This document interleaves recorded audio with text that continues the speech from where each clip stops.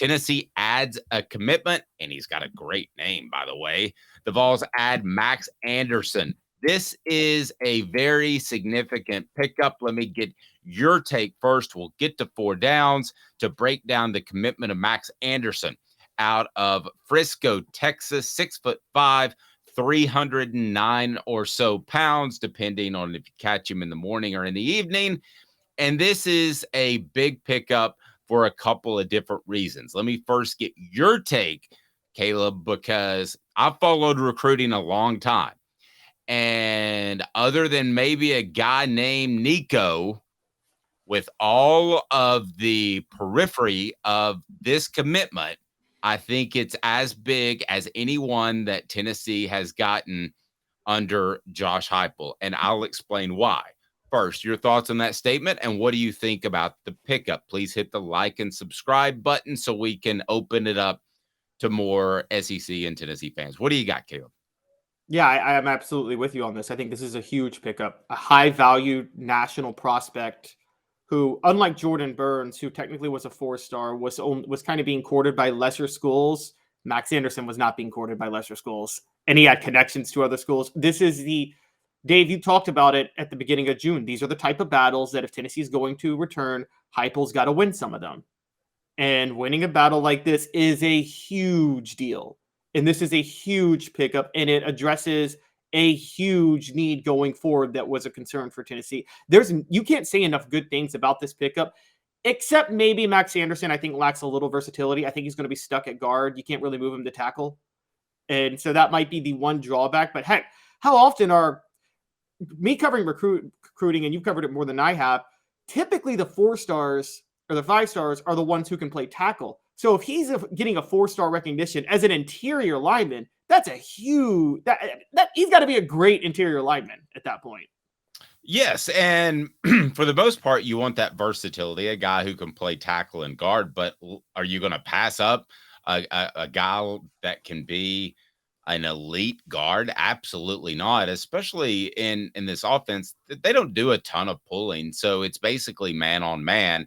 And there's a lot of mauling involved in that. You just got to beat the guy in front of you. A lot of that's about leverage, but a lot of that's about just pure strength. So they beat out Oklahoma, Alabama. They beat out programs and Michigan as well. They beat out programs that are in the hunt for national titles. And that's not easy to do. Changing that reputation. So Tennessee's reputation right now in recruiting, great place to play. There's a great culture. They have NIL money. This is what they're selling in recruiting. They're also selling the fact that you probably are going to be a part of an exciting offense, especially if you're a skill position player. But now you're selling that you're going to compete with a guy like Max Anderson, and they should be able to sell that because they almost made a 4-team college football playoff last year. So with Max Anderson, you're telling that young man you're going to compete for a championship. I think this is somewhat analogous, and I know I go back in time far too often. If you go back to the Jeff Coleman class that was in 95, that was the number one class in the nation. And our Celebrate 98 series will roll on. We've got Travis Stevens coming up this weekend. But then you go to the next class, and it was every bit as good. They are convincing people like Max Anderson that you can win a national title at Tennessee, and that's the next step for the Vols if they're going to become a truly elite program. And by elite, I mean around the top 5 at a minimum each and every year. This is that type of cat. I can't say enough about the young man and what he brings to the table. A consensus 4-star may just be a guard. You may be right, but I don't hate his feet after watching him. I don't love his feet, but I don't hate his feet. And if he's got good enough feet to play tackle in a pinch, I think, but he's probably a guard. You're right. But I mean, what's wrong with a massive guard who can move people in the interior of the offensive line? And remember this too, with the splits, Tennessee doesn't have a lot of help. A lot of times it's one-on-one.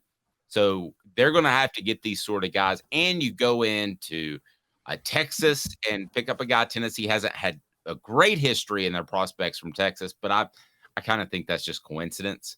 And there's no reason to think Max Anderson can't be on the field in 2024 and can't potentially be a starter in 2025. I believe he can. Yeah, and it's also a selling point for Tennessee that the past 2 years they've had an offensive tackle go in the first round, an offensive guard, Cade Mays, who did play tackle at Tennessee, but still he plays offensive guard in the NFL. Actually, no, I think he did. I think he did play guard in Tennessee as last year. Either way, he's drafted as a guard. He was drafted in 2022. So you've seen 2 offensive linemen get drafted from Tennessee, and you're starting to see not only are you being convinced that they can win a national title, but you're also being convinced that even as an offensive lineman, you can thrive in this offense and in this system. And that's a big deal. And I think this is, you're right, this is the type of battles they need to win. And there's no reason to think Max Anderson can't have a good impact. And quite honestly, because Heupel's running game is so crucial to running his splits that he does, guard's never more important than tackle. Don't get me wrong. But I would say that guards are a little bit more important in Tennessee's offense than a lot of other offenses because of those quick draws they run. No, I agree. And there was another guy that coming out of high school, I would have said is probably a guard. Okay. I underestimated his athleticism, and that's a guy named Darnell Wright. And I wonder how much Darnell Wright going as high as he did in the draft helps get a guy like Max Anderson. And that's pretty significant. You turn him into not only a very good offensive lineman, but a guy that could play left tackle, a guy that could play right tackle, a guy with versatility. Yes, he came to the table with a ton of physical ability. He might have been Tennessee's best natural athlete pound for pound last year. But how much do you think Darnell Wright getting some pub in the NFL draft and going as high as he did helped land a guy like Max Anderson? I think a lot. Oh, absolutely a lot. And don't forget this with Darnell Wright. Darnell Wright was roughly Max Anderson's size when he committed. Yep. And he put on the 30 pounds. And the thing that made Darnell Wright so intriguing was he maintained his athleticism when he put on that weight. We have no idea if Max Anderson can maintain his athleticism if he puts on that weight. If he puts on 30 pounds and he's still as quick as he is now, then he is a tackle. Then he is a versatile lineman who can play anywhere. Yep. Nope. Totally agree. It's the biggest pickup for Tennessee that's not named Nico. Is that going too far out on a limb? I kind of thought I might get a little bit of pushback from you, but are you good with that? No, I'm totally on your side. I was with you from the start. For the 2024 class, absolutely. I got to go back to the 2023 class and do a little more research, but I can't think of anybody. So, no, I'm with you. The past 2 classes, Max Anderson's the biggest pickup for Tennessee by far. And I'm definitely not counting transfers. Yeah, definitely not counting transfers like Thornton and all that stuff. I'm talking straight out of high school, which is where this program needs to grow. So let's do a little bit of 4 downs with Max Anderson. It's brought to you by our friends at Craft Treats. 4 downs. 4 questions. 4 answers. The Dave Hooker Show. 4 downs. A presentation of offthehooksports.com. I definitely am ordering Craft Treats soon because I don't think I've shared with the audience that I lost my dog about 3 weeks ago, and I've got the itch. I've got to get a dog. And it's going to be a puppy, so it's going to need the chill pills. The chill pills are going to relax it because it has the CBD derivative. Go to crafttreats.com, use the promo code OFFTHEHOOK, and you get 20% off.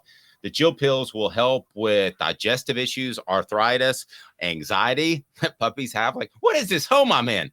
They will help with that. Crafttreats.com, 20% promo code with Off the Hook non-CBD products as well. And they are phenomenally awesome. So let's go ahead and get to it. 4 downs. The one, the only, Cooper Mays leads us into 4 downs, which if you think about it makes absolutely no sense because he's not calling downs. He's the center. The quarterback usually does that. But to me, that's what makes it funny. Coop, what down? Coop here. First down. Thank you, Cooper. I appreciate that. First down is this. Biggest of the 3 recent commitments. How would you rank them? I think we agree that Anderson is number 1. I've got Boo 2, Burns 3. You? I mean, I'm right there with you. It's exactly that order.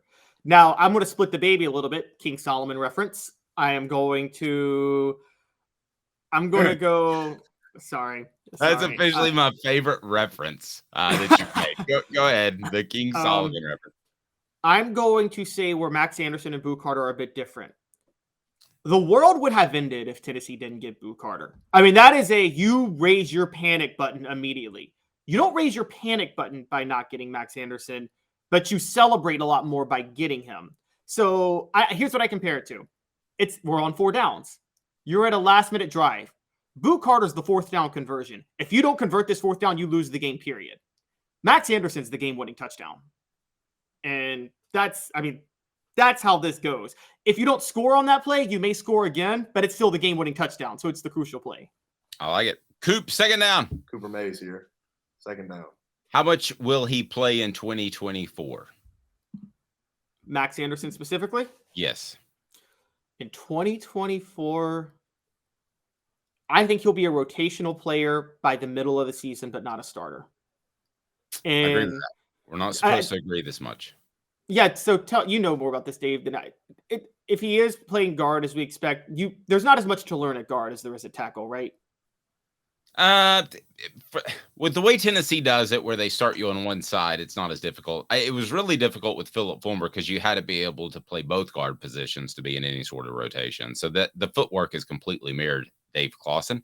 So no, I mean, I think he could play. But I agree with you. I think he's a rotational player by the middle of the season. Let's get to 3rd down. Who did the Vols dupe? Because you made a reference to it. 3rd down, Coop. Tennessee center Cooper Mays here. 3rd down. I think they duped Oklahoma. I think Oklahoma probably offered his brother, Nate Anderson, who has played very sparingly, and it was one of those 2-for-1 deals. Here's a reference that you weren't expecting. Del Baker, Vincent Yarborough. Now, Del Baker ended up being a very good player, but they didn't think – nobody thought so at the time. But don't be surprised if Nate Anderson transfers at some point, and you may get a 2-for-1. So I think the Vols duped Oklahoma, but you could certainly argue Texas as well, Caleb. Yeah, and Nate Anderson, to be fair, Nate Anderson was a 4-star across the board when he committed back in 2020, but he didn't have Max Anderson. He didn't have his brother's size. So I think Max Anderson was the bigger prize of the two.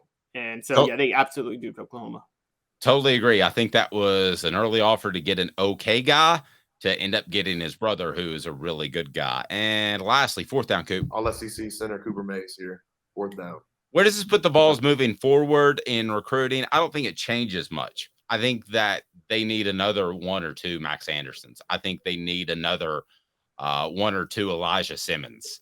I think that up front on both sides of the ball is where they need to continue to focus. And so I don't think I don't think this one commitment changes much in terms of Tennessee's focus. I still think it's the big cats they need up front. Yes, I agree. They still need more work. We said yesterday, funny enough, before this happened, we said offensive line was where they need to focus, and they need 3 to 4 high-profile offensive linemen, and so they're 1/4 of the way there, and so they need a little bit more help. I totally agree with you, but I mean, this is a great start, and also we got to give Glenn Alarby credit. Max Anderson committed because Alarby got in early on Anderson before anybody else was offering back in 2022, and I think, we've questioned Heupel's staff's ability to evaluate talent, but they're getting a lot of these commitments. If you notice, they've committed because Tennessee got in on them early before they were noticed. Yep. And at some point they don't have to continue to do that, but they do now.